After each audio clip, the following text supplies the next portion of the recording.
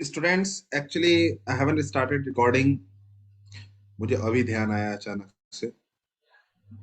So I have to revise the content once again, but let me taken it to the starting में.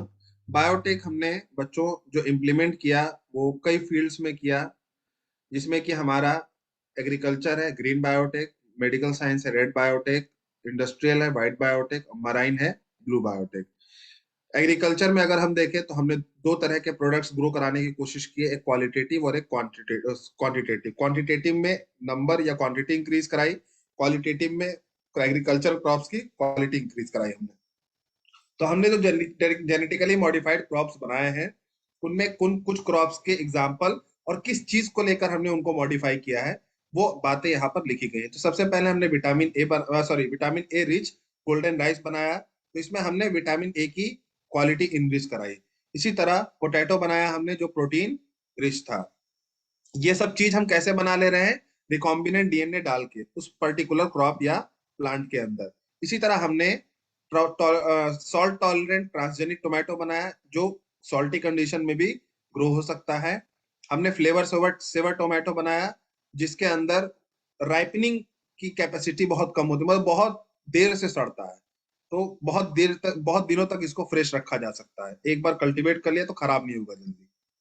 फिर हमने herbicide resistant plant बनाए जैसे कि tobacco plant है. तो टोबैको प्लांट जो होता है बेसिकली ये क्या होता है, ये एक तरीके का हर्बिसाइड रेजिस्टेंट है. मतलब किसी भी तरह का हर्बिसाइड आप इसको देंगे तो ये नुकसान नहीं करेगा, मतलब इस पे वो नुकसान नहीं करेगा क्योंकि हमने ऐसा रिकॉम्बिनेंट डीएनए डाल दिया है जो कि हर्बिसाइड को लेकर रेजिस्टेंट है. फिर हमने फार्मास्यूटिकल्स कंपाउंड की बात की जो कि दवाई का भी काम करे और आपके खाने का भी काम करे. तो हमने ब्रासिका नेपस का बात किया. ब्रासिका नेपस के अंदर एक जीन डाल दिया जाता है जिसको हम हीरोडिन जीन कहते हैं. और वो हीरोडिन जीन क्या कराता है? एंटीकोगुलेंट की तरह काम आता है. और एंटीकोगुलेंट किस लिए जरूरी है? हार्ट पेशेंट्स में सबसे ज्यादा एंटीकोगुलेंट जरूरी होते हैं.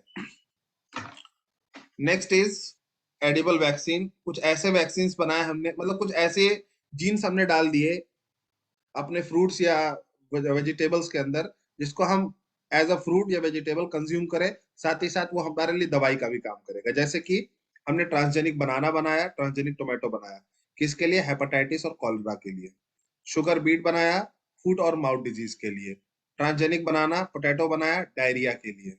ये अलग अलग है बच्चों, ठीक है. अब तुम्हारा एक क्वेश्चन आना चाहिए था लेकिन तुमने नहीं पूछा कि सर ये बने हैं तो है कहाँ. तुमने कभी देखा ये एडिबल वैक्सीन बच्चों? एनीवन?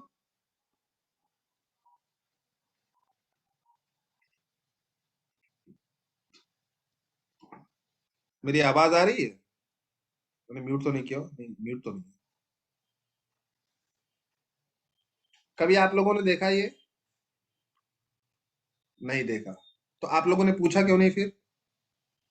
पूछना चाहिए ना कि सर ये जो आप इतनी सारी चीजें बता रहे हो, जैसे फ्लेवर सेवर तुमने नहीं भी देखा था तो मैंने बता दिया क्या यहाँ पर है.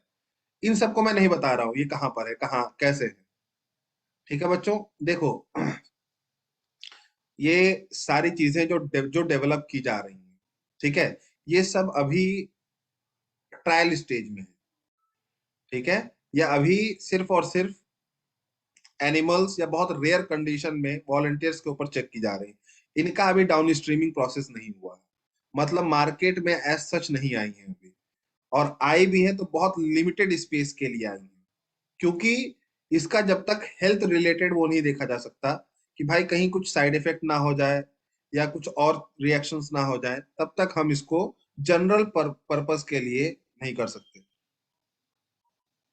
फॉरेन में भी बहुत लिमिटेड सप्लाई है इसकी, जहाँ के गवर्नमेंट अलाउ कर देती है भाई कि ठीक है आप कर सकते हैं, हल्का फुल्का नुकसान होने पे भी आप ठीक है अलाउ कर सकते हैं.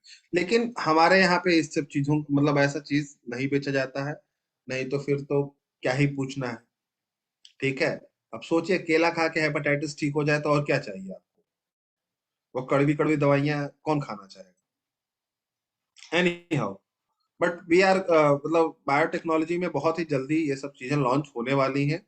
और आपको जनरल कोई दुकान पे नहीं मिलेगा, मॉल्स में या बहुत सेलेक्टेड प्लेसेस में ये चीजें आपको दी जाएंगी. एक और चीज बता दें, बहुत महंगी मिलेंगी. ठीक है। वो मत सोचिए कि 20 रुपए का एक दर्जन केला लेके आप घर आ जाएंगे, ठीक है। वो 220 और 320 से अच्छा 500 भी हो सकते हैं। It depends on which type of diseases it is going to rectify और correct for you. Next is insect resistant plant. ये आपके चैप्टर का पार्ट है और यहाँ पर आपको इसको बहुत ही ज्यादा कॉन्शियसली और अच्छे से समझना है, पढ़ना है। बीटी बैसिलस थ्यूरेंजेंसिस नाम है एक बैक्टीरिया का, इसके बिहाफ पर इसका नाम पड़ा है। इस बैक्टीरिया के अंदर एक प्रॉपर्टी होती है बच्चों, कि ये बैक्टीरिया जब भी कोई इंसेक्ट इसको खा लेता है या इंगल्फ कर लेता है किसी भी तरह एनी मोड में, तो ये बैक्टीरिया उसके पीएच से रिएक्ट होकर के अपना एक जीन एक्टिवेट करता है। उस जीन का नाम है क्राइजीन। वो क्राइजीन जैसे ही एक्टिवेट होता है ना, एक बहुत ही खतरनाक टॉक्सिन निकलता है इसके अंदर से।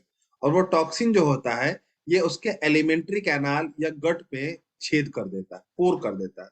अब जब किसी का एलिमेंट्री कैनाल ही फट जाएगा, तो जाहिर सी बात है कि वो क्या हो जाएंगे, वो डेड कर जाएंगे। यही वजह होती है कि इंसेक्ट्स इनके आगे सरवाइव नहीं कर पाते हैं। तो हमने जब देखा इस बैक्टीरिया की प्रॉपर्टी, तो बैक्टीरिया की प्रॉपर्टी में क्या था कि बैक्टीरिया इंसेक्ट को किल कर सकता है और बहुत वास्ट वैरायटी ऑफ इंसेक्ट को किल करता है। और प्लांट्स के सबसे बड़े जो दुश्मन होते हैं, वो पेस्टिसाइड्स में इंसेक्ट ही होते हैं। बहुत इंसेक्ट जितने खतरनाक तरीके से प्लांट्स को डिस्ट्रॉय करते उतना कोई नहीं करता। तो हमने सोचा कि क्यों ना हम इसका फायदा उठाए बैक्टीरिया का। तो हमने उस बैक्टीरिया के जीन को खोजा, कौन सा जीन है जो डिस्ट्रॉय कर रहा है प्लांट को। तो हमने वो जीन निकाला एज अ क्राइजीन। क्राइजीन या उस बैक्टीरिया के बहुत सारे स्ट्रेन हैं, तो अलग अलग स्ट्रेन में अलग अलग क्राइजीन्स मिले। तो क्राइजीन्स हमने निकाला, और क्राइजीन निकाल के हमने क्या किया, इसको through vectors,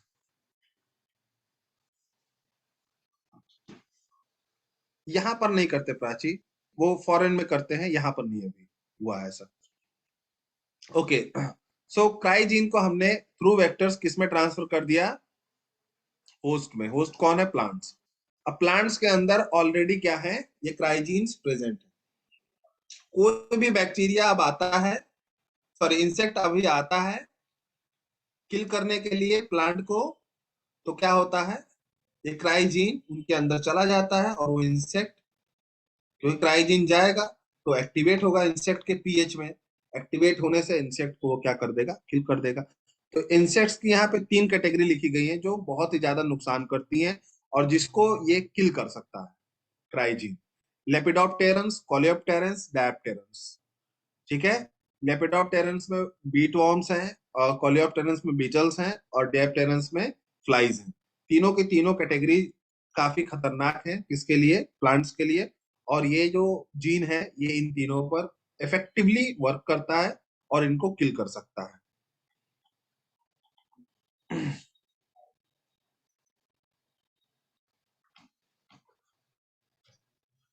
now the next part is,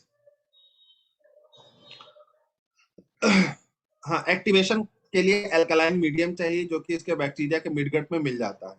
मैंने कहा ना, जब बैक्टीरिया इसको इंगल्फ करेगा तो उसके, सॉरी बैक्टीरिया, इंसेक्ट इसको इंगल्फ करेगा, तो इंसेक्ट के मिडगट में इसको क्या मिल जाएगा, एल्कलाइन मीडियम मिल जाएगा, जिससे क्राइजीन एक्टिव हो जाएगा। क्राइजीन एक्टिव होगा तो क्राई प्रोटीन निकालेगा, क्राई प्रोटीन निकालेगा तो वो टॉक्सिक होता है और वो क्या कर देगा, फाइनली फोर्स क्रिएट करेगा और अल्टीमेटली उसको किल कर देगा, जो भी पैथोजन इनको मारता होगा।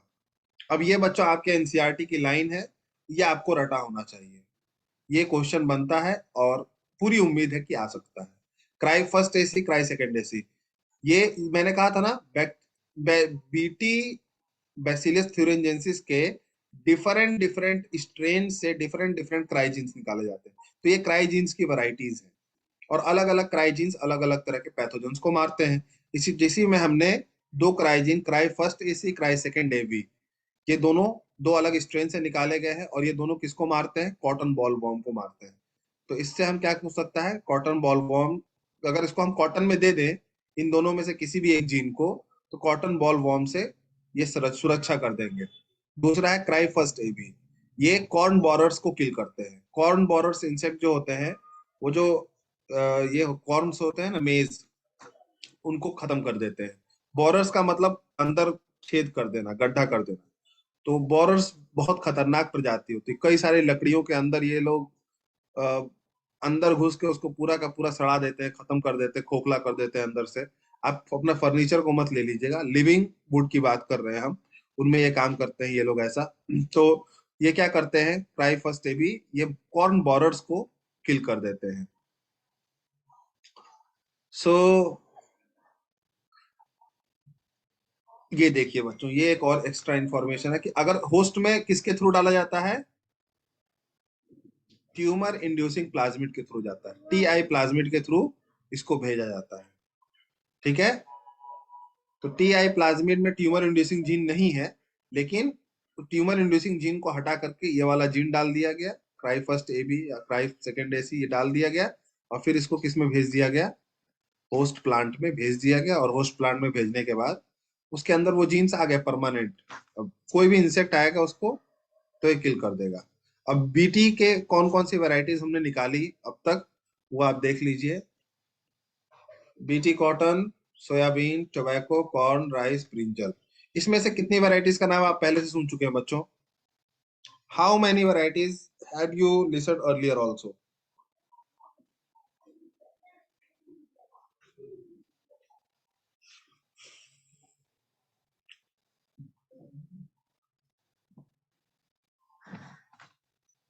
हालांकि आप तो पूरा चैप्टर ही पढ़ चुके हैं, 3 4 आपने सुन चुके हैं। ठीक है, प्राची कुछ बोलना चाह रही हैं, बोलिए।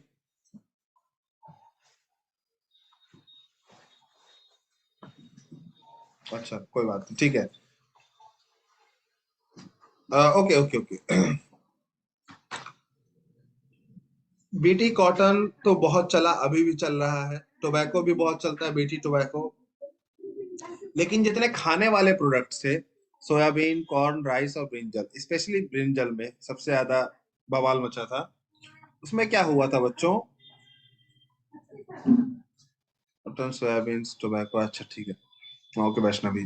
देखिए, जब नया नया ब्रिंजल आया था, व्हाइट कलर का ब्रिंजल बिल्कुल बिकता था बीटी का, मैंने देखा था। तो उस समय बहुत महंगा और बहुत इसका तारीफ कर करके लोग बेचते थे कि ये ब्रिंजल ऐसा है कि किसी को मतलब बहुत देर तक ताजा रहता है। सब्जी वाले अपने अपने तरीके से इसको बढ़ा चढ़ा करके बेचते थे उस टाइम। और देखने में भी बड़ा फ्रेश, क्योंकि उस पर कोई अटैक हो ही नहीं रहा है, तो ये वेजिटेबल्स जल्दी खराब नहीं हुए रहते थे, बहुत अच्छे और फ्रेश वेजिटेबल्स थे ये सारे। उस टाइम पर जिन लोगों ने इन वेजिटेबल्स को कंज्यूम किया, उनके अंदर कई सारे डाइजेशन रिलेटेड प्रॉब्लम्स आए, बहुत ज्यादा आए। आज भी कई लोग ब्रिंजल ब्रिंजल खाने नहीं देते हैं घरों में, कह रहे ये नुकसान करता है। ये बीटी ब्रिंजल की का कमाल था कि लोगों के दिमाग में एक डर बैठ गया, क्योंकि जो बीटी ब्रिंजल या बीटी बीटी प्रोडक्ट्स जो लोग कंज्यूम कर रहे थे, आप वो भूल गए थे कि जैसे क्राई जीन है, वो कहाँ पे एक्टिवेट हो रहा है, अल्कलाइन पीएच पाके। और आपके अंदर भी तो अल्कलाइन पीएच है, आपके इंटेस्टाइन में जाके वो एक्टिवेट होगा। एक्टिवेट होगा तो आपको भी तो नुकसान करेगा। तो जब इसका बहुत ज्यादा नुकसान देखा गया, तो इसको बैन लगा दिया गया इसके ऊपर। यही वजह है कि अभी आप मार्केट में बीटी ब्रिंजल ढूंढने जाओगे तो आपको नहीं मिलेगा, लेकिन एक टाइम पर बहुत ज्यादा मिलता था। समझ में आ गया तो हैंड रेज कर दीजिए बच्चों।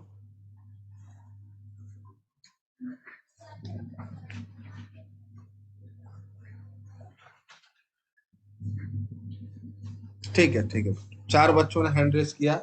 चलिए बाकी बच्चों को भी जल्द या बदेर समझ में आ जाएगा। Put your hands down everyone. देखिए बच्चों, ठीक है, एक बच्चे ने मेरे से वर्कशीट मांगा था। मैं आज आप लोगों के नोट्स वाले सेक्शन में वर्कशीट अपलोड कर दूंगा। फर्स्ट चैप्टर का करूंगा भी, बायोटेक जो फर्स्ट है, मतलब प्रिंसिपल वाला। सेकंड का कल करूंगा, या अगर मुझे मौका मिला तो मैं सेकंड का भी साथ ही साथ कर दूंगा आपके नोट्स वाले सेक्शन में। आप उसको एक बार देख लीजिएगा अपने लेवल पर। कल हम लोग एमसीक्यूज डिस्कस करेंगे दोनों चैप्टर्स के, अगर टाइम मिला तो, नहीं तो एक चैप्टर का तो करेंगे ही करेंगे at least. So class, now the next category is nematode resistant plants. Nematode resistant plants वो plants थे जो nematode को resist करते हैं, और nematode भी worm की एक कैटेगरी होती है। आपके अंदर भी बहुत खतरा पैदा करती है, आप हमारे अंदर भी करती है, प्लांट्स के अंदर भी करती है। जितने हायर ऑर्गेनिज्म है सबके लिए खतरनाक होते हैं। जब आपने एस्की हेलमिंथिस पढ़ा होगा तो उस टाइम ही इसके बारे में पढ़ लिया होगा कि ये जो होते हैं इनकी कैटेगरी ही वॉर्म की है। Wait for a second, wait for a second बच्चों।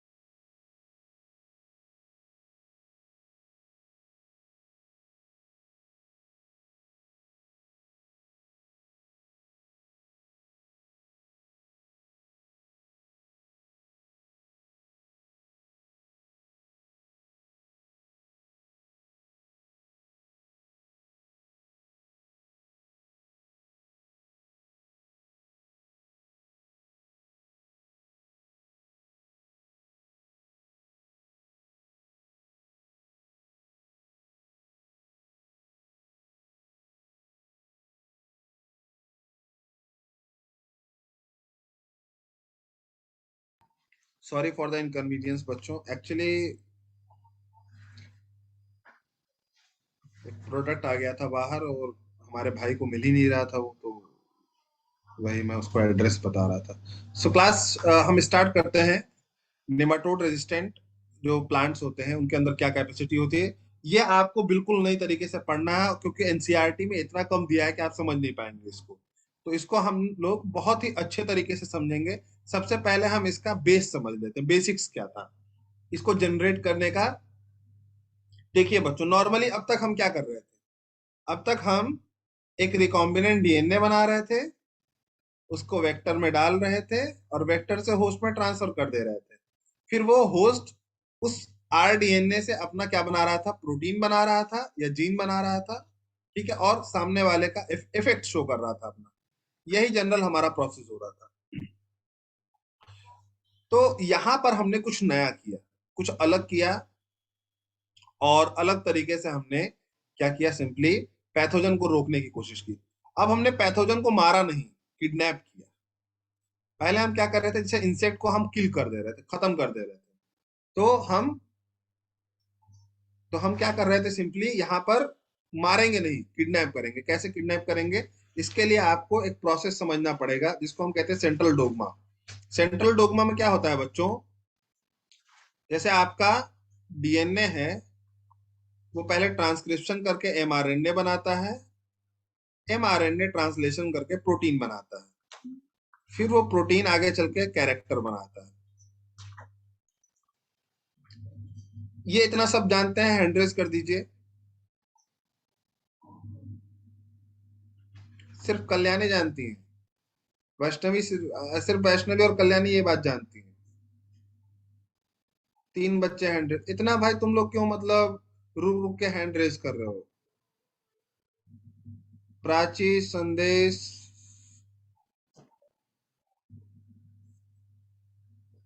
हाँ ठीक है ठीक है, हैंड रेज किया करिए भाई जब बोला जाए करे तो। ठीक है, put your hands down everyone. तो ट्रांसक्रिप्शन और ट्रांसलेशन। अब बच्चों देखो, तुम अगर चालाकी करो तो किसी ऑर्गेनिज्म का इफेक्ट कब शो होता है, ऑर्गेनिज्म आएगा तुम्हारी बॉडी में तब तो नहीं शो होगा। ऑर्गेनिज्म अपना एमआरएनए बनाएगा तब भी वो इफेक्ट शो नहीं करेगा। एमआरएनए अपना प्रोटीन बनाएगा तब इफेक्ट शो होता है। प्रोटीन बनाने से ही कैरेक्टर आता है। तो हमने कहा कि अगर हम ऑर्गेनिज्म को मारे नहीं, बल्कि उसको प्रोटीन ही ना बनाने दें, तो उसको हम क्या ना बनाने दें, प्रोटीन ना बनाने दें, तो कैसा रहेगा। और इस पे हमने ये वाला पर्टिकुलर मेथड अपनाया। अब हम ये स्टार्ट करते हैं कि हमने किया कैसे।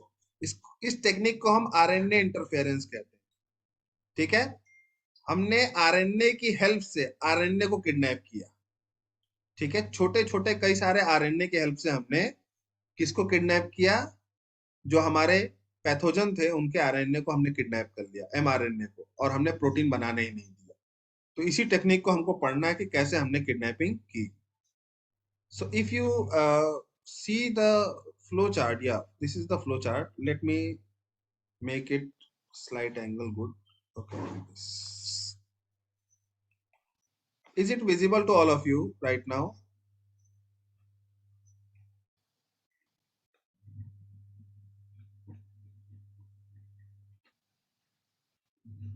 Okay.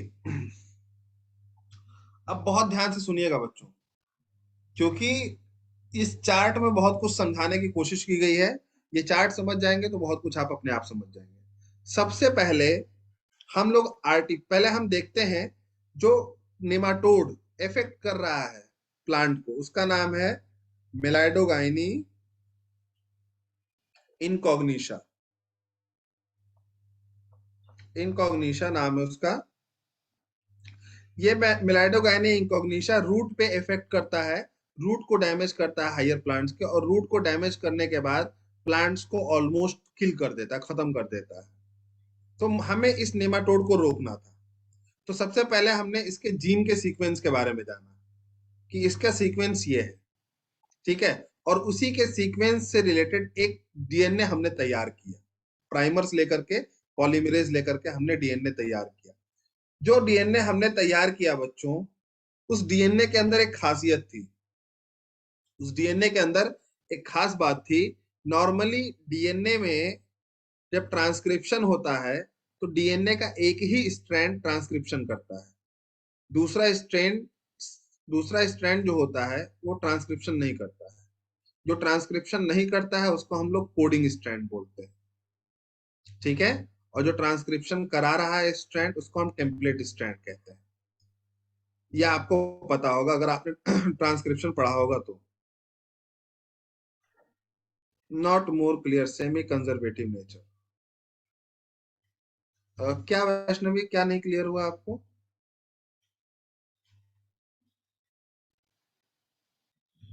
बोल सकते हैं आप।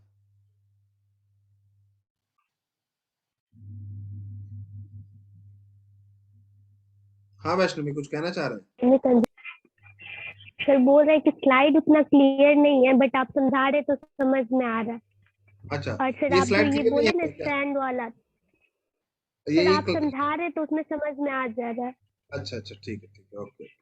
ठीक है, और सुनते सर आप रहिए। भी आप बोले ना कि स्ट्रैंड जो है वो, तो वो सेमी कंजर्वेटिव नेचर होता है ना डीएनए का, वही हाँ, बता रहे थे। तो देखिए बच्चों, जब आपका डीएनए नेचुरली ट्रांसक्रिप्शन करता है तो ट्रांसक्रिप्शन में आरएनए एक ही स्ट्रैंड से बनता है। लेकिन हमने जो स्ट्रैंड दिया इसको, वो स्ट्रैंड के अंदर क्या क्वालिटी थी कि इसके दोनों स्ट्रैंड्स क्या होते हैं, आरएनए बनाते हैं। दोनों स्ट्रैंड, 5:3 डायरेक्शन वाला भी और 3:5 डायरेक्शन वाला, दोनों क्या करते हैं, आरएनए बनाते हैं, ठीक है। तो जब डीएनए में आरएनए बनना होता है तो एक स्ट्रैंड क्या कहलाता है, कोडिंग, और एक टेम्पलेट कहलाता है। या फिर एक को हम सेंस स्ट्रैंड कहते हैं, एक को एंटी सेंस कहते हैं। तो यहाँ पर जो वर्ड लिखा गया एंटी सेंस और सेंस लिखा गया, दोनों स्ट्रैंड अपना आरएनए बनाते हैं, दोनों स्ट्रैंड अपना एमआरएनए बनाते हैं। ये प्रोसेस कब हो रहा है, हमने इस डीएनए को प्लांट के अंदर दे दिया। अब प्लांट के अंदर जो वेक्टर है वो अब बना रहा है इसको। दोनों ने एमआरएनए बनाया, और एमआरएनए बनाने के बाद क्या है, दोनों दोनों क्या है, आरएनए आरएनए अनस्टेबल होते हैं, दोनों आरएनए आपस में बॉन्डिंग कर लेते हैं और क्या बना लेते हैं, डबल स्ट्रैंडेड आरएनए बना लेते हैं। सो क्लास, अभी तक हमने क्या बताया कि हमने एक डीएनए दिया, उस डीएनए ने ट्रांसक्रिप्शन करके अपना अपना एमआरएनए बनाया। अब दोनों एमआरएनए घूम रहे हैं और दोनों अनस्टेबल हैं, तो दोनों क्या हो जाते हैं, अटैच हो जाते हैं और डबल स्ट्रैंडेड आरएनए बना के रुक जाते हैं वहां पर, ठीक है। Double stranded RNA can't be compare with DNA. अगर कोई दो आरएनए मिलके एक डबल स्ट्रैंडेड स्ट्रक्चर बना रहे हैं तो उसको आप डीएनए मत बोलने लगिएगा, क्योंकि आरएनए और डीएनए में बहुत सारी चीजों का फर्क होता है। जैसे कि आरएनए में राइबोज शुगर होगा, डीएनए में डीऑक्सीराइबोज होगा, आरएनए में यूरासिल होगा और डीएनए में थाइमिन होता है। तो double stranded RNA double stranded RNA ही कहलाएगा। सो क्लास, यहां पर अब खेल शुरू होता है। अब इसी पैथोजन के, इसी मतलब होस्ट के अंदर एक स्लाइसर पाया जाता है, स्लाइसर टाइप का स्ट्रक्चर। स्लाइसर मतलब कट करने वाला। एक एंजाइम पाया जाता है जिसका नाम है डाइसर। उसका नाम क्या है? डाइसर। डाइसर इस डबल स्ट्रैंडेड आरएनए को छोटे छोटे टुकड़ों में एकदम काट देता है, एकदम छोटे छोटे टुकड़ों में काट देता है, इंडिविजुअल स्ट्रैंड्स बना करके, अलग अलग स्ट्रैंड्स बना करके बिल्कुल काट देता है। समझ में आया? और जब कट कर देता है तो ये शॉर्ट फ्रेगमेंट्स को हम लोग S C R N A या SIRNA बोल सकते हैं, या RISC बोल सकते हैं। इसको हम SIRNA बोल सकते हैं या फिर RISC बोल सकते हैं। SIRNA मतलब शॉर्ट इंटरफेरेंस RNA या फिर RNA इंड्यूस्ड साइलेंसिंग कंपाउंड। इन टुकड़ों को हम बोल सकते हैं। ठीक है? डाइसर से कट जाने के बाद जो टुकड़े बने आरएनए के, डबल स्ट्रैंडेड आरएनए के, उसको हम साइलेंसिंग शॉर्ट इंटरफेरेंस आरएनए या फिर आरएनए इंड्यूस्ड साइलेंसिंग कंपाउंड, दोनों में से जो नाम आपको बेहतर लगे आप देख लीजिए, समझ लीजिए। अब जैसे ही अब नीमाटोड को खबर नहीं है कि प्लांट के अंदर हमने इतनी सारी कलाकारी कर दी है। नीमाटोड अपनी मस्ती से आता है, प्लांट के अंदर इंजेक्ट होता है। इंजेक्ट होने के बाद अपना डीएनए को कहता है जाओ भाई तुम अपना प्रोटीन प्रोटीन बनाओ, और प्लांट को इन्फेक्ट करते हैं। डीएनए को भी कुछ नहीं होता, डीएनए अपना एमआरएनए बनाता है। ठीक है कि अब हमारा प्रोटीन बनेगा, हम लोग इन्फेक्ट करेंगे। जैसे ही एमआरएनए बनता है, ये सारे आरआईएससी क्या होते हैं? बहुत ही ज्यादा अनस्टेबल होते हैं। बहुत ही ज्यादा क्या होते हैं? अनस्टेबल होते हैं। जैसे एमआरएनए को देखते हैं तो हमने जो डीएनए बनाया था इसी के कॉम्प्लीमेंट्री बनाया था ना, तो जितने भी इसके आरआईएससी इनके कॉम्प्लीमेंट्री मिलते हैं, जैसे ए जी और सी वाला, जैसे मान लो बॉन्ड है, और कोई आरआईएससी है जिसके पास यू सी और जी है, ठीक है, तो उसका क्या हो गया? एंटी कॉम्प्लीमेंट्री हो गया, तुरंत जाके वो वाला इससे बाइंड कर जाएगा। तो जितने भी RISC अपने अपने अपोजिट वो देख लेते हैं न्यूक्लियोटाइड, जाके तुरंत अटैच हो जाते हैं। एक तरह से एमआरएनए को क्या कर लेते हैं? घेर लेते हैं लोग। अब एमआरएनए को क्या था? एमआरएनए अभी एक सिंगल स्ट्रैंड बन के प्रोटीन बनाने जा रहा था, और इसको RISC छोटे छोटे टुकड़ों ने जाके क्या कर लिया? अटैच कर लिया। तो एक तरह से इन सब छोटे छोटे जो हमारे RISCs थे, इन सब ने mRNA को क्या कर दिया? किडनैप कर लिया। क्यों? क्योंकि mRNA अब जाके अपना प्रोटीन नहीं बना पाएगा। mRNA को प्रोटीन बनाने के लिए उसका न्यूक्लियोटाइड खाली होना पड़ेगा, लेकिन इस न्यूक्लियोटाइड को किसने बॉन्डिंग कर ली? RISCs ने। देखिए यहाँ पर RISCs ने क्या कर लिया? इसके साथ बॉन्डिंग कर ली। अब mRNA क्या हो गया बेचारा? साइलेंस हो गया। तो नीमाटोड को लग रहा है मैं तो अपना डीएनए दे रहा हूँ प्रोटीन बनाने के लिए, प्रोटीन बन क्यों नहीं रहा? बीच में हो क्या रहा है? तो बीच में ये जो कलाकारी आपने की थी, ये हो रहा है कि हमारे जितने RISCs टुकड़े बन के रखे हुए हैं प्लांट में, वो सब जाके इसके mRNA को अटैच कर लेते हैं, अपने में अटैच करके उसको साइलेंट कर देते हैं। इसी प्रोसेस को हम लोग क्या कहते हैं? RNA interference.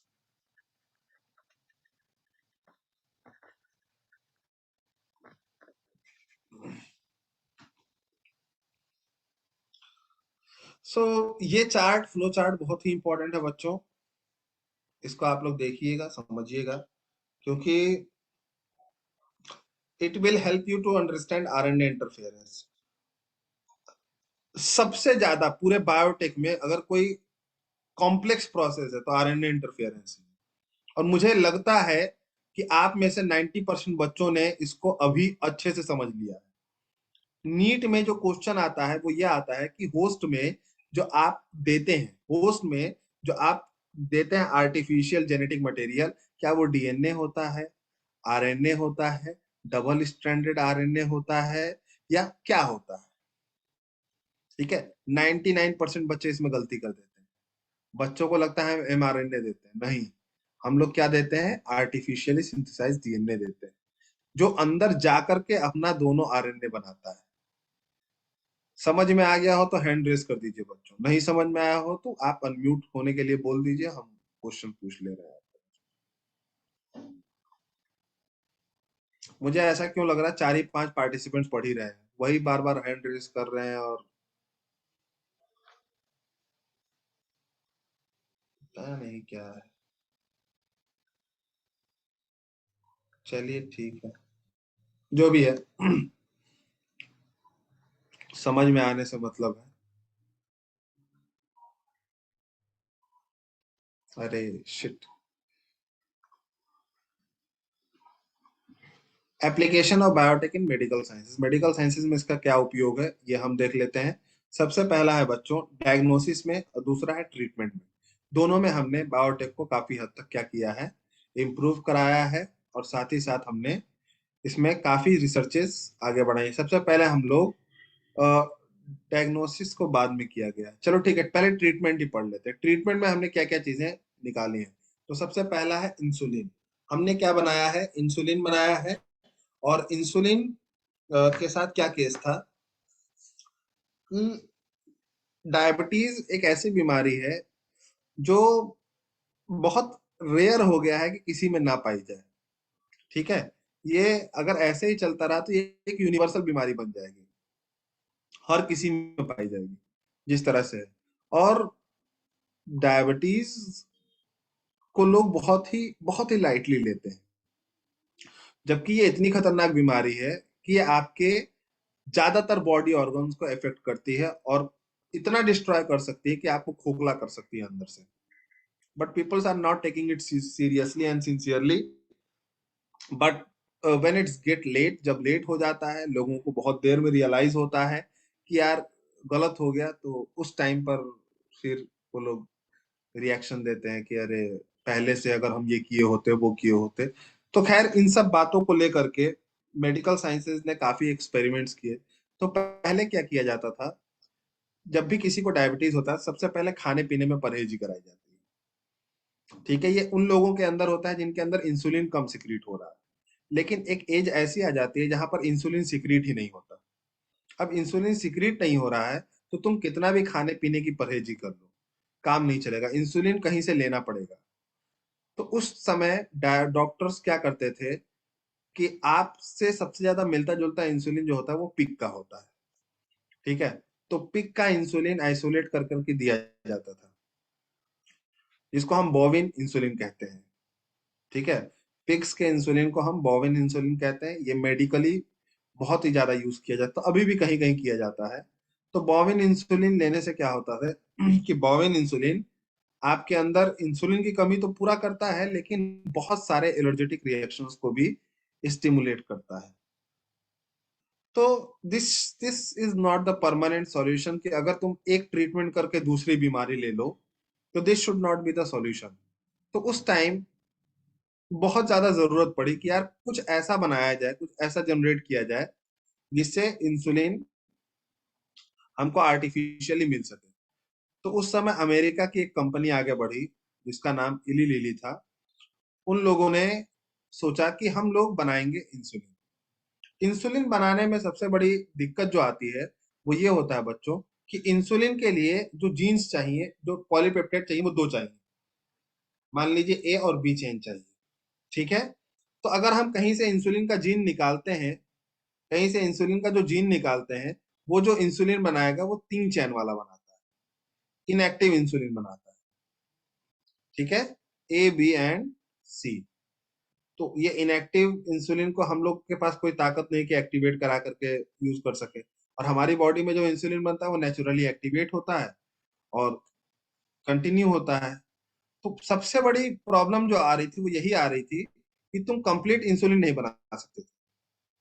कंप्लीट इंसुलिन बनाने में सी पेप्टाइड भी बनता है, सी चैन भी बनता है, और फिर वो बहुत कॉम्प्लेक्स हो जाता ब्रेक करने। तो इस कंपनी ने क्या किया, इस कंपनी ने जो ए चैन था, ए पॉलीपेप्टाइड चैन था, उसका सीक्वेंस देखा, और बी पॉलीपेप्टाइड चेन था उसको देखा।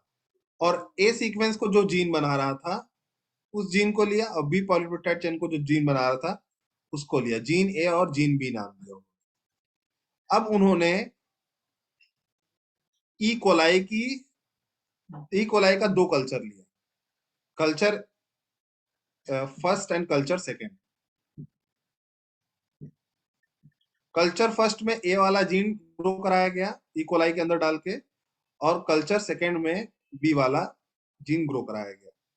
अब ई कोलाई का जो फर्स्ट कल्चर था उसने बहुत सारा ए जीन दे दिया, और बी वाले ने बहुत सारा बी जीन दे दिया। बी जीन का मतलब ए पेप्टाइड और बी पॉलीपेप्टाइड हमको मिल गया, दोनों चेन हमको मिल गया। अब हमने ए कल्चर से ए वाला पॉलीपेप्टाइड निकाला एक, बी वाले से बी वाला एक पॉलीपेप्टाइड निकाला, और दोनों जो होते हैं दोनों के अंदर सल्फर कंटेनिंग अमाइनो एसिड्स होते हैं। सल्फर कंटेनिंग अमाइनो एसिड्स को आराम से डाइसल्फाइड ब्रिजेस के थ्रू कनेक्ट किया जा सकता है। तो इनको हमने डाइसल्फाइड ब्रिजेस के थ्रू कनेक्ट कर दिया, और ए और बी पॉलीपेप्टाइड चेन मिल गए। और मिलने के बाद हमने क्या कर दिया, इनको इंसुलिन, क्योंकि मिल गए तो इंसुलिन बन गया। यही ए और बी ही तो इंसुलिन थे, तो हमने बनाया अलग अलग। और बाद में जब हमने इसको आइसोलेट किया, अलग किया, तो अटैच कर दिया, साथ ही साथ अटैच करके हमने कंप्लीट इंसुलिन बनाया, और इंसुलिन को आइसोलेट करके मार्केट में उतार दिया। तो मार्केट में जो आपको इंसुलिन मिलता है वो बायोटेक्नोलॉजिकल होता है, उन पेशेंट्स के लिए होता है जिनके अंदर इंसुलिन बिल्कुल नहीं बन रहा है, और सबसे बड़ी चीज है कि एलर्जी फ्री होता है। ठीक है, किसी भी तरह का कोई बहुत साइड इफेक्ट इसमें देखने को नहीं मिलता है, और सबसे अच्छी चीज है कि कन्वीनियंट है। ठीक है, और यूजर फ्रेंडली है, कोई भी इसको यूज कर सकता है। पतले पतले अब तो इंसुलिन के इंजेक्शन आते हैं, तो जो पेशेंट्स होते हैं वो they are use to do that. आप लोगों के घर में कोई है बच्चों ऐसा पेशेंट जो इंसुलिन यूज करता हो? मेरी मैटरनल ग्रैंड मदर थी, नानी जो हमारी थी, she she used to take injections of insulin because she has very low level of insulin in her tablet में। अच्छा अच्छा, हाँ मतलब किसी भी फॉर्म में लेते हो, बट अगर कोई इंसुलिन ले रहा है तो that insulin has been manufactured like this only, इसी तरह वो इंसुलिन बनाया जाता है। वैष्णवी कुछ पूछना चाह रहे हैं या बताना चाह रहे हैं? सर, जो ये जो ए बी सी आप प्रोटीन इंसुलिन का बताए, जो कि ए बी सी है, तो सर ये जो पीक का आप बताए कि ए बी सी है, उसमें उसके वजह से जो सी है वो उसकी वजह से प्रॉब्लम हो रहा है। पिक का नहीं बताया, आपके बताया। नहीं, ए ए भी तो हम लोग के बॉडी में सिंथेसाइज होता है, वो इंसुलिन सिंथेसाइज करता है मतलब। ए बी आपके अंदर नहीं होता है, आपके अंदर एबीसी होता है, आपके अंदर प्रो इंसुलिन बनता है, उसको एक्टिवेट करके इंसुलिन बनाया जाता है। यस सर, मतलब हम हमारे इंसुलिन को एक्टिवेट करके फिर इंसुलिन बना के हम लोग हाँ, को इनडायरेक्टली दिया है। जब आपका तो जो पैंक्रियाज, हाँ टैबलेट्स में भी इसी टाइप का ऐसे ही देते होंगे लोग, बट उसका डोज थोड़ा कम होता होगा टैबलेट्स में आपको इंसुलिन, टैबलेट्स के हाँ फॉर्म। जैसे टैबलेट्स में आपको इंसुलिन दिया गया तो उसकी क्वांटिटी के हिसाब से दिया जा रहा है। ठीक है, 15 yes mg, sir. 50 mg, 75 mg, तो प्रोटीन का कंटेंट उस हिसाब से उसमें पड़ा रहता है। तो जब आपका पैंक्रियाज पहली बार इंसुलिन बनाता है तो वो इंसुलिन प्रो इंसुलिन रहता है, मतलब वो 3 चेन का बनता है। उसके बाद एंजाइम्स उसको एक्टिव करके इंसुलिन बना देती हैं, तब जाके वो बॉडी में एक्शन करता है। यही वजह है कि साइंटिस्ट लोगों ने पैंक्रियाज का जीन लेके डायरेक्ट इंसुलिन नहीं बना पाए, इसी वजह से उनको अलग अलग पॉलीपेप्टाइड चेन का जीन लेकर के अलग अलग पॉलीपेप्टाइड बनाना पड़ा, फिर उसको कनेक्ट करना पड़ा। सो दिस इज हाउ हमने इंसुलिन बना लिया। जो इंसुलिन हमने बनाया बच्चों उसका नाम ह्यूमुलिन है। The insulin that we have made is known as Humulin. उसको हम लोग ह्यूमुलिन कहते हैं। 5 जुलाई 1933 में यह बन के तैयार हुआ। कैसे बना? चेन बी के लिए अलग इकोलाई लिया गया, चेन ए के लिए अलग, मतलब ए पॉलीपेप्टाइड के लिए अलग इकोलाई डाला गया, बी पॉलीपेप्टाइड के लिए अलग डाला गया। ठीक है, प्लाज्मिक वेक्टर का यूज करके, and developed then we have developed what, just wait for a second.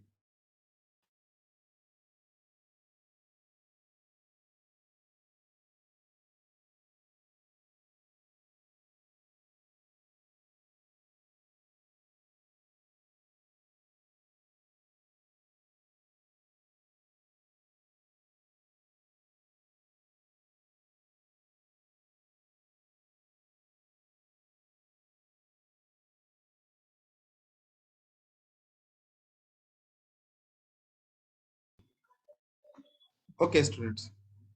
हाँ, वो फिर से वही डिलीवरी वाला परेशान करके रख दिया मेरे को। उसको एड्रेस ही नहीं मिल के दे रहा, पता नहीं क्या है। मेरा घर नहीं हो गया है, अजंता की गुफा हो गई है। सो क्लास, इसमें ऐसा कुछ नहीं है जो मैंने अभी नहीं बताया है। ए वाले ने ए वाले से ए पॉलीपेप्टाइड चेन बना, बी वाले इकोलाई के उससे बी वाला बना, और दोनों को हमने क्या कर दिया, कनेक्ट कर दिया डाइसल्फाइड बॉन्ड से, कनेक्ट कर दिया। और वो जो इंसुलिन बना उसका नाम हमने ह्यूमोलिन रखा। इली लिली ने अमेरिका में पहली बार बनाया, और इंडिया में सिंथेसाइज करने वाली जो फार्मास्यूटिकल्स कंपनी है उसका नाम रैनबैक्सी।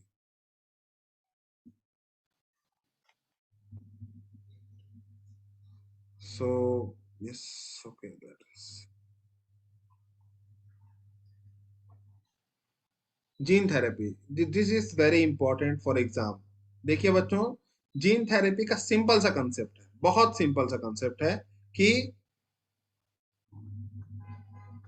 इफेक्टिव जीन से जो जीन इफेक्टिव है, ठीक है, उसको डिफेक्टिव की जगह पे जल जाके रिप्लेस कर दो। मतलब अगर कोई जीन आपके अंदर डिफेक्टिव है, उसको हटाकर वहां पर इफेक्टिव जीन ले आइए। Very simple concept. तुम्हारे अंदर कोई बीमारी है किसी जीन की वजह से, वो जीन निकाल दो, किसी हेल्दी इंडिविजुअल से जीन लीजिए, और जीन लेकर के, ठीक है, जीन लेकर के आप क्या कर दीजिए, उसको इम्प्लांट कर दीजिए इफेक्टिव वाला। तो सिंपली क्या हो जाएगा, वो कंसेप्ट हो जाएगा। तो बच्चों, ये इतना इजी है, तो हम क्यों नहीं कर लेते अपने अंदर। मैंने पहले दिन ही बताया था।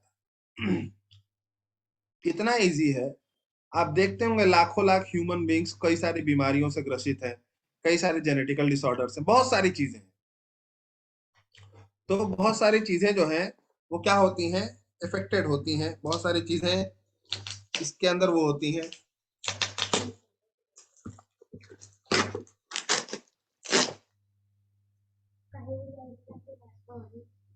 ठीक है। एनीवन,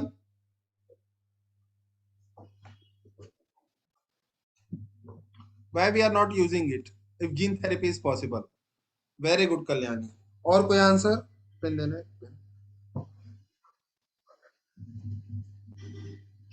वैष्णवी, आप कुछ कहना चाह रही हैं, कहिए कहिए वैष्णवी, बोलिए। सर, अगर कुछ भी चीज ऐसा पॉसिबल होता तो हम लोग ऑर्गन भी तो इम्प्लांट कर सकते थे, लेकिन हमारा जो बॉडी है और वो तो वो मतलब अगर ऑर्गन पॉसिबल इम्प्लांट कैसे होता तो। करोगे? ऑर्गन इम्प्लांट तो सर होता है, अगर हम लेकिन बता ऑर्गन रहे, इम्प्लांट और भी कॉम्प्लेक्स। हाँ, अगर होता तो। सर लेकिन जीन जो होते हैं वो अगर हमारे बॉडी में है, तो सर अगर हमारे बॉडी से बाहर का कुछ भी लेंगे तो वो पहली बात तो वो एक्सेप्ट ही नहीं करेगा, उसके अगेंस्ट वो रिएक्ट करने लगेगा, हमारा बॉडी और इम्प्रॉपर फंक्शन करने लगेगा। ठीक है, कहने का मतलब यही है बच्चों कि हर जीन बॉडी में क्या है, एक्सेप्टेबल नहीं है। तुम्हारे सेल में जो नंबर ऑफ जीन्स हैं, वो सेल्फ और अदर के बीच में बहुत अच्छा रिकग्नाइजेशन कर लेते हैं। मतलब जो तुमको बाय बर्थ जीन मिले हुए हैं, उस जीन, वो जीन और तुमको जो बाहर से जीन दिया जा रहा है, उस जीन में बहुत फर्क है। अगर मान लो आपके अंदर वो रिएक्शन नहीं भी कर रहे हैं, तो एक्सेप्ट भी नहीं करेंगे। और जब एक्सेप्ट नहीं करेंगे तो इसका मतलब समझ लीजिए कि वो चीज क्या हो जाएगी, वो चीज फिर बॉडी में किसी लायक नहीं है, किसी काम की नहीं कहेगी। ठीक है बच्चों।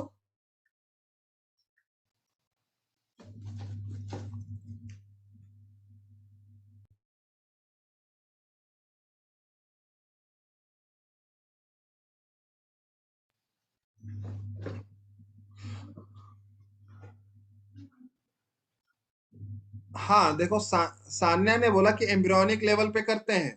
इसका रीजन बताइए, एम्ब्रियोनिक लेवल पे क्यों कर लेते हैं, या इस स्टेज पे कैसे कर लेते हैं, बताइए।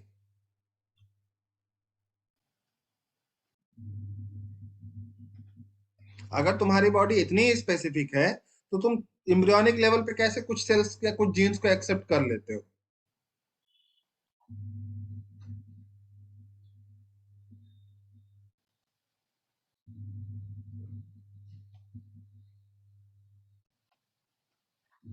हाँ वैष्णवी, आप बताइए, बिल्कुल बताइए।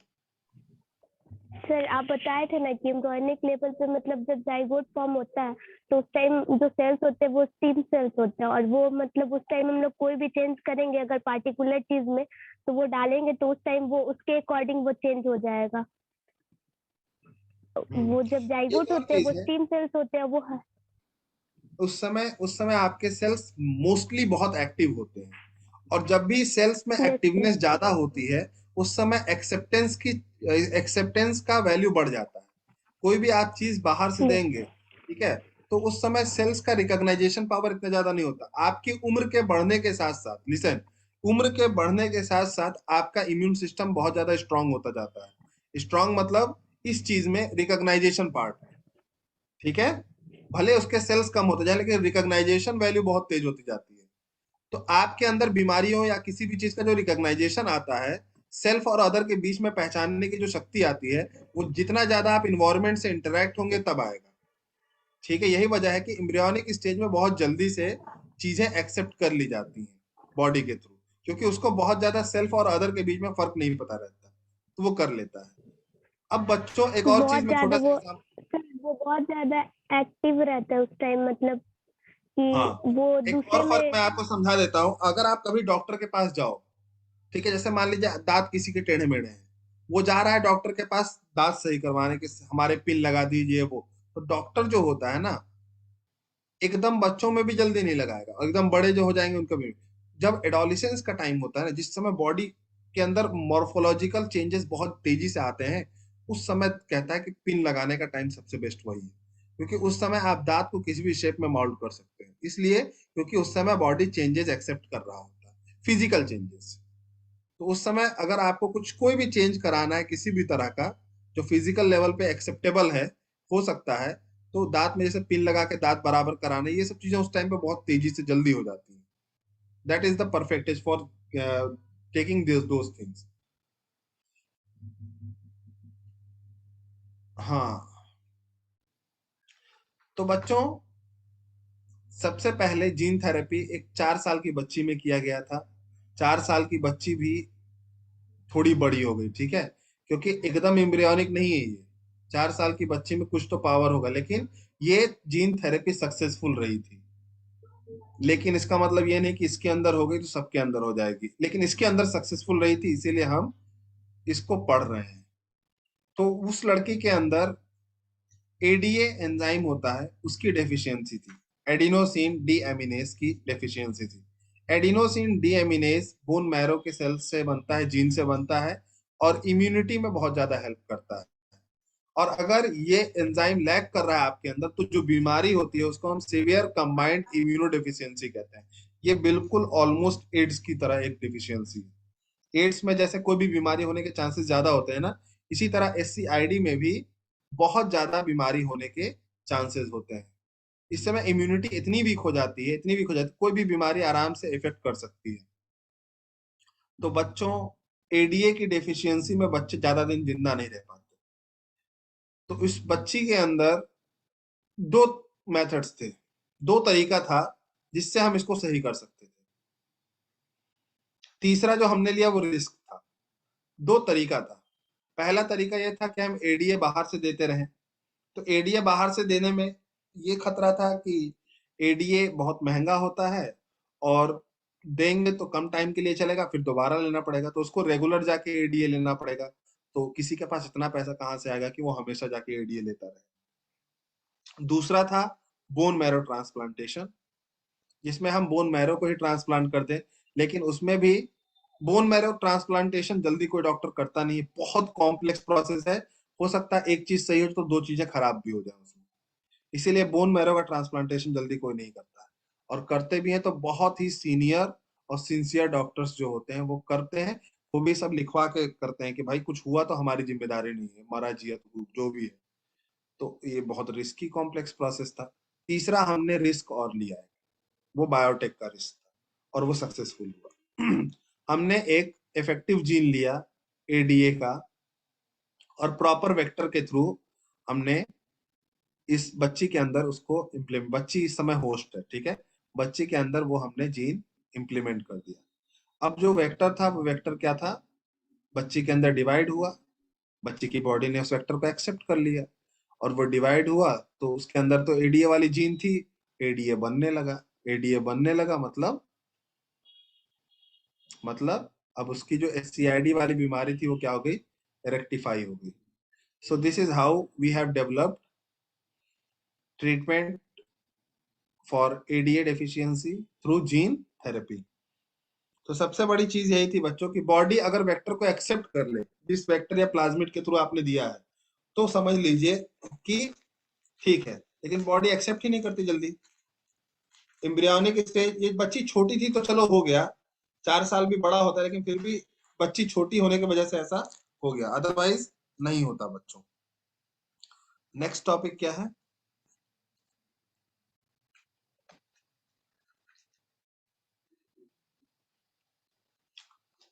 ट्रीटमेंट तो मैंने बता दिया ऑलरेडी, जीन थेरेपी से ही हमने क्या किया, ट्रीटमेंट किया।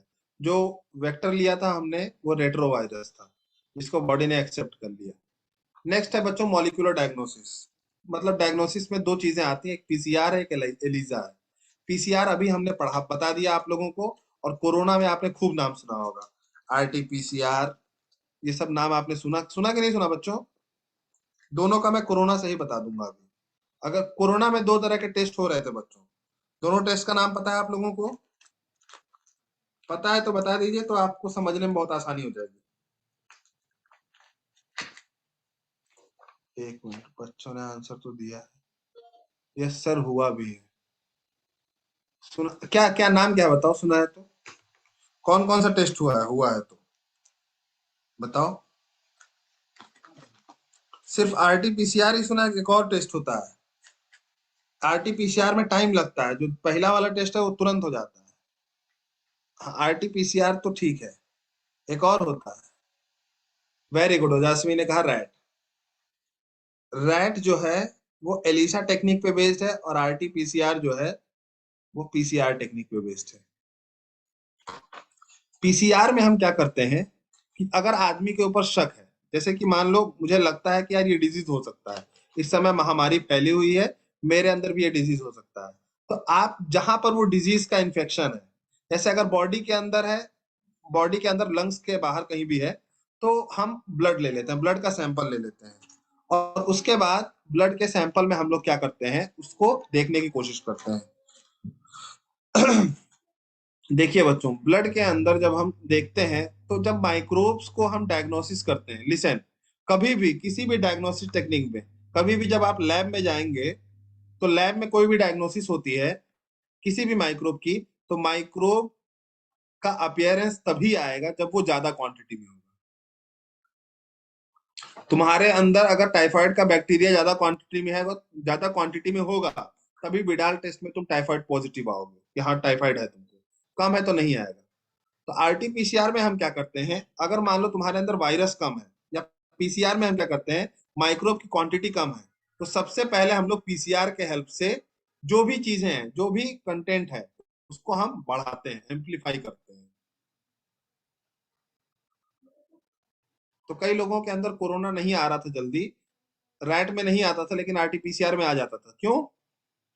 क्योंकि हम आरटीपीसीआर में क्या करते थे, वायरस को पहले रिवर्स ट्रांसक्रिप्शन से डीएनए में कन्वर्ट करते थे, और डीएनए का हम लोग कई सारा कॉपी बनाते थे, कई सारा कॉपी। और उसके बाद जब कॉपी ज्यादा बन गई, तो कोई भी लैब टेक्निक से आप टेस्ट कर लीजिए उसको, अपने आप रिपोर्ट दिखा देगा पॉजिटिव। ठीक है, लेकिन रैट तभी दिखाएगा जब क्वांटिटी में कोरोना आपके अंदर बहुत ज्यादा होगा। यही वजह है कि रैट टेस्ट में 99% लोग नेगेटिव आ जाते हैं। ठीक है, अब रैट टेस्ट किस चीज पे बेस्ड है?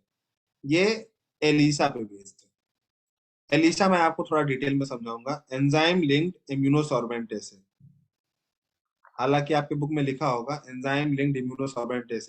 इसमें क्या होता है बच्चों, इसमें एक एंटीजन एंटीबॉडी टेक्निक के ऊपर बेस्ड एक रिएक्शन कराई जाती है, जिसके साथ क्रोमोजेनिक सब्सटेंस को अटैच कर दिया जाता है।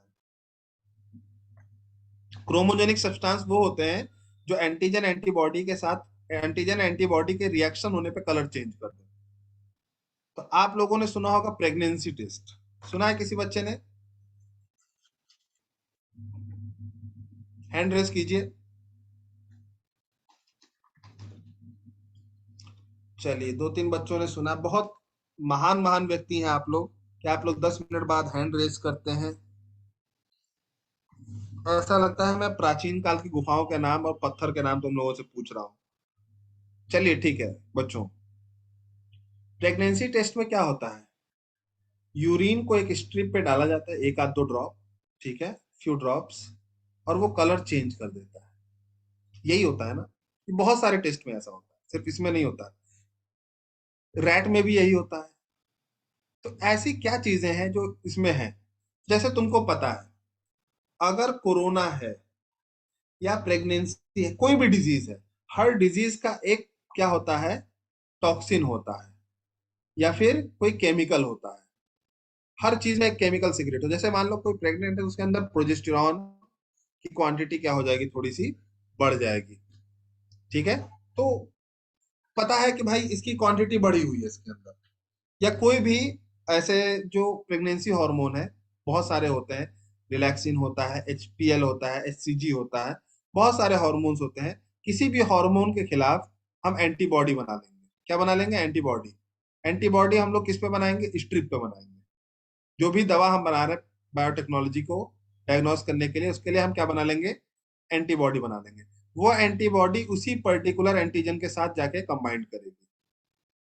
वो एंटीबॉडी इसी पर्टिकुलर एंटीजन के साथ क्या करेगी? जाके कंबाइंड करेगी। जैसे मान लो प्रेगनेंसी में रिलैक्सिन सीक्रेट हो रहा है, ठीक है, तो वहां पर क्या होगा? हम रिलैक्सिन के लिए ही एंटीबॉडी क्रिएट करेंगे। तो वो एंटीबॉडी के ऊपर जब हम यूरिन के ड्रॉप्स डालेंगे, तो यूरिन का जो ड्रॉप होगा, अगर उसमें रिलैक्सिन प्रेजेंट हुआ, तो एंटीबॉडी और एंटीजन का कॉम्बिनेशन हो जाता है, कलर तुरंत चेंज हो जाएगा। इसी तरह कोरोना जो केमिकल या टॉक्सिन प्रेजेंट कर रहा है लंग्स में जाकर के, ठीक है, तो आपके चेकअप में वो टॉक्सिन हुआ, तो एंटीबॉडी तुरंत उस टॉक्सिन से बाइंड कर जाएगा और कलर चेंज कर देगा।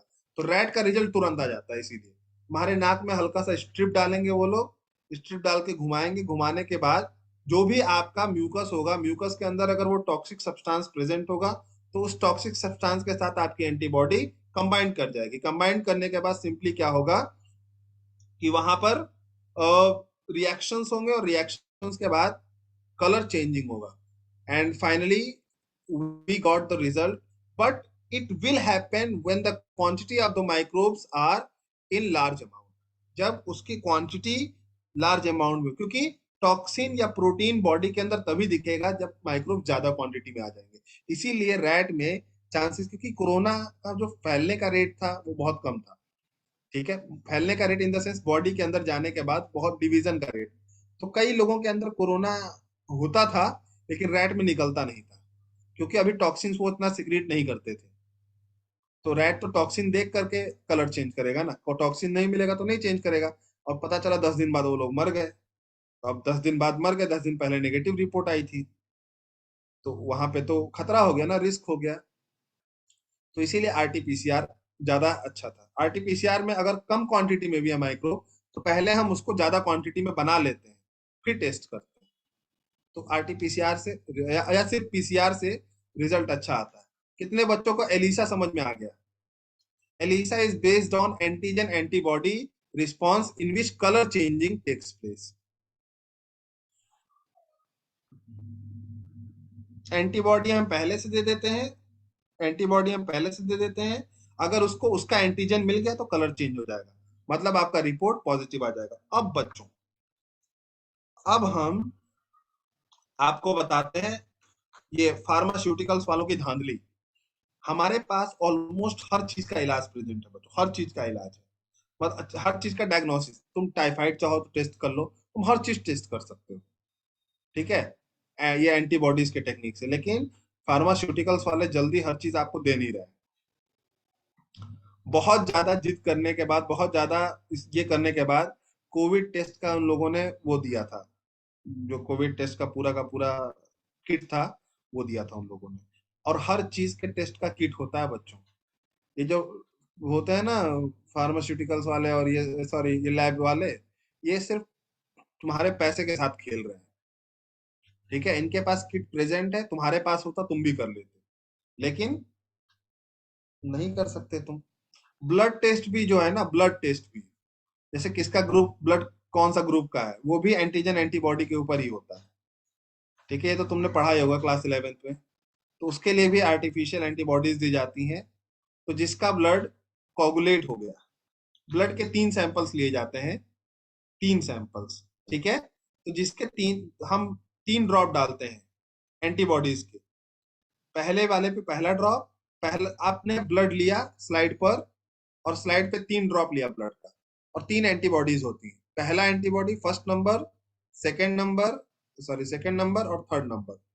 तीनों एंटीबॉडी डालने के बाद तीनों ब्लड अगर क्लॉट हो गया तो आप समझ लीजिए ओ पॉजिटिव। तीनों क्लॉट नहीं हुआ तो ओ नेगेटिव। ठीक है, ये दोनों क्लॉट नहीं, ये तीसरा वाला पॉजिटिव और नेगेटिव बताता है। अगर तीसरा वाला क्लॉट हो गया है तो समझ लीजिए पॉजिटिव, नहीं हुआ है तो नेगेटिव। अब इन दोनों का देख लीजिए, ये दोनों अगर क्लॉट हो गए, दोनों क्या हो गए, क्लॉट हो गए हैं, तो समझ लीजिए क्या है आप, एंटीजन एंटीबॉडी। ए बी में एंटीजन होता, हाँ नहीं नहीं, तो आप ए बी हैं। अगर ये दोनों भी क्लॉट हो गए हैं तो ए बी है। अगर दोनों क्लॉट नहीं हुए हैं तो ओ है। अगर पहला क्लॉट हुआ है दूसरा नहीं हुआ है तो आप ए हैं। अगर पहला क्लॉट नहीं हुआ दूसरा वाला क्लॉट हो गया तो आप बी हैं। इस तरह से ब्लड ग्रुप भी पता लगता है। तो हर चीज, देखो बच्चों कुछ भी नहीं है इसमें, सिर्फ आपको टेक्निक समझनी थी। हर चीज अब एंटीबॉडी डायग्नोसिस में तो सबसे ज्यादा ये बायोटेक्नोलॉजी ने डोमिनेट किया है, लेकिन फार्मास्यूटिकल्स वाले नहीं चाहते हैं कि आप लोग एक्सेस कर पाए, क्योंकि अगर आप एक्सेस कर लेंगे तो उनका बहुत पैसा नुकसान हो जाएगा। लास्ट टॉपिक है बच्चों ट्रांसजेनिक एनिमल्स। ट्रांसजेनिक एनिमल्स हर वो एनिमल है जिनके ऊपर हम एक्सपेरिमेंट करते हैं रिकॉम्बिनेंट डीएनए डाल करके, और अलग अलग ऑर्गेनिजम्स में अलग अलग तरह के हमने एक्सपेरिमेंट्स कर रखे हैं। जैसे कि ट्रांसजेनिक शीप बनाया हमने, उनके अंदर हमने क्लॉटिंग फैक्टर्स जनरेट किए। ये ट्रांसजेनिक शीप के अंदर, दूसरे ट्रांसजेनिक शीप के अंदर एंटी ट्रिप्सिन जीन डाला, जिसको एम्फाइसीमा के इलाज के लिए किया जाता है। क्लॉटिंग फैक्टर्स को हमने हीमोफीलिया के इलाज के लिए लिया। ट्रांसजेनिक काउ बनाया हमने, उसको उसके अंदर ह्यूमन मिल्क वाला जीन डाला, लैक्टिफेरिन। ठीक है, जिसको जिसको सिस्टिक फाइब्रोसिस नाम के डिजीज में यूज किया जाता है। ये सारे जो येलो मार्क है ना वो पढ़ लीजिएगा। ट्रांसजेनिक काउ एक हमने बनाया था रोजी नाम का, ये नीट में पूछा जाता है। ठीक है, इसके अंदर हमने लैक्टोल्ब्यूमिन जीन डाला।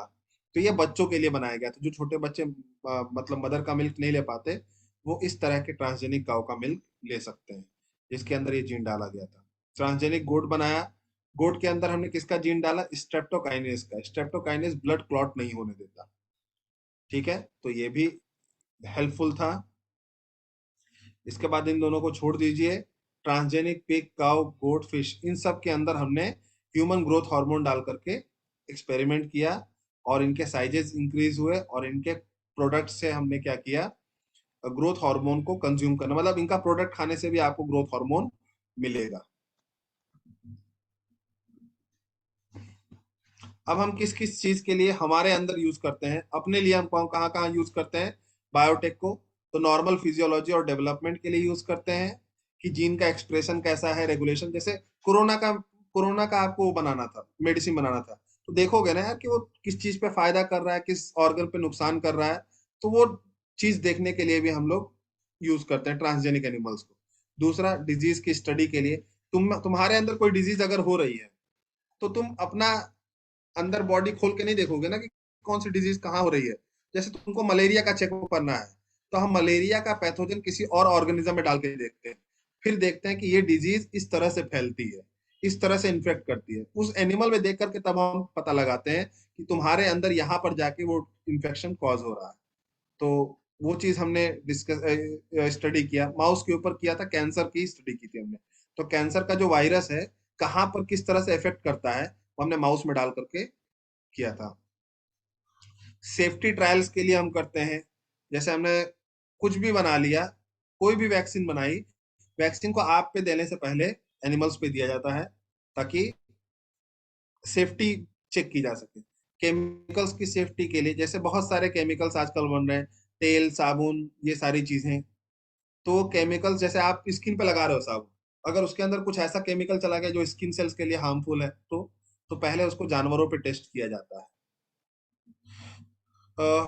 ट्रांसजेनिक माइक्रोब्स माइक्रोब्स हमने कई सारे माइक्रोब्स जनरेट किए, जैसे कि इनफर्टिलिटी के लिए, माइक्रोब जनरेट किया, इंसुलिन से रिलेटेड माइक्रोब जनरेट किया, ग्रोथ हार्मोन से रिलेटेड किया, कैल्सिटोनिन से रिलेटेड किया, इंटरफेरॉन से और एंटीजन से रिलेटेड हमने माइक्रोब्स जनरेट किया। इन सारे माइक्रोब्स को आप ड्रग्स या मेडिसिन के फॉर्म में ले सकते हैं, अवेलेबल है। ठीक है बच्चों, so that's all for today. Hopefully you have understood the concept, क्योंकि एक दिन में एक चैप्टर पढ़ाना थोड़ा फास्ट जाना पड़ता है, but I had tried complete from my side. Calcitonin बच्चे देखो, कैल्सिटोनिन एक हार्मोन होता है जो आपके इससे निकलता है, थायराइड ग्लैंड से निकलता है। ठीक है, इसका काम होता है बोन में कैल्शियम का लेवल इंक्रीज कराना। ठीक है, बोन के अंदर कैल्शियम का लेवल इंक्रीज कराता है, जिसकी वजह से आपके बोन्स स्ट्रांग बनते हैं।